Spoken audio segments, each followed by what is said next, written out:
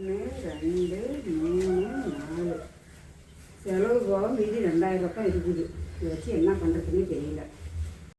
என்ன இந்த பொம்பளை கையில் நிறைய காசு வச்சிட்ருக்கு. நம்ம காசை போய் கேட்போம்.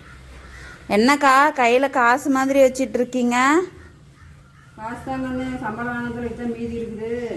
வச்சு என்ன செலவு பண்ணுறதுன்னு தெரியல. மாதம் நடிச்சு ஆகி போச்சு. என்ன பண்ணுறதுன்னு தெரியல. அதுதான் பார்த்துக்கிட்டு இருக்கிறேன். சரி, என்கிட்ட வாங்கினீங்கல்ல காசு, அந்த 2000 எப்போ கொடுக்குறீங்க? அதான் காசு வச்சுருக்கீங்கல்ல, கொடுங்க.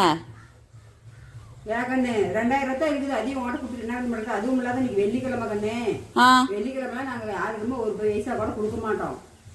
ஓ அப்படியா? அது என்ன வெள்ளிக்கிழமை கணக்கு? அதான் அந்த காலத்துலேயே முன்னோர்கள் சொல்லி வச்சிருக்கிறாங்க. வெள்ளிக்கிழமையில வந்து காசு கொடுக்கக்கூடாது, அன்னதானம் எதுவும் பண்ணக்கூடாது. பண்ணனா வந்து நம்மளுக்கு வந்து செரிக்காது அப்படின்னு. ஓ சரி கண்ணு, பொட்டாம்பளுக்கு வந்து கேட்டுட்டே இருக்காத, இந்த காசு வந்து சேரும். நீ போகண்ணு.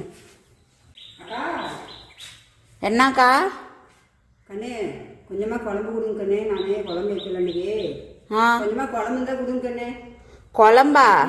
இன்னைக்கு வெள்ளிக்கிழமைக்கா, அதெல்லாம் எதுவும் காசு அன்னம் எல்லாம் எதுவும் தானம் பண்ணக்கூடாதாம்மா. அதனால நாங்கள் யாருக்கும் தரதில்லைக்கா. அப்படியே கண்ணு? ஆமாம். சரி கண்ணு. ம், நாம சொன்னதே திருப்பி நம்மளுக்கே வருது பாரு. நாம் என்ன செய்யறோமோ அதுதான் நம்மளை வந்து சேரும்.